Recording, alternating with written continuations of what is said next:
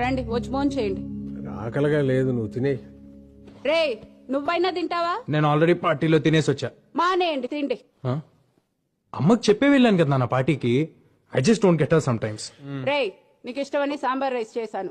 ఆకలి లేకపోయినా తిను, యాషాలేమాక. అమ్మ నాకు అసలు అర్థం కాదు నాన్న. ఇప్పుడే తిట్టింది, మళ్ళీ ఫుడ్ అంట. మెంటల్. అమ్మలు అంతేరా, వెంటలే మనకు తిండి పెడతారు, మనతోనే తిట్లు తింటారు. ఏమనుకోవాలని వాళ్ళు అంతేరా. గొడవ పడేది మనతోనే, మన మంచి కోసమే. మనం దాన్ని చేదస్తాం అనుకుంటాం, వాళ్ళు దాని బాధ్యత అనుకుంటారు. కరెక్ట్.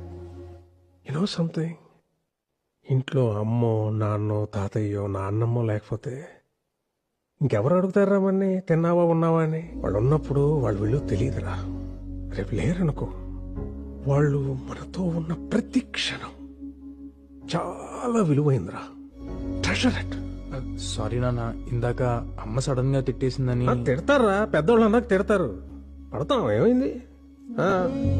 ఈగో ఎందుకు మనకి? అన్నది మనోళ్ళేగా, మన కోసమేగా. వాళ్ళు ఉన్నంత వరకేరా మన చిన్న పిల్లలు.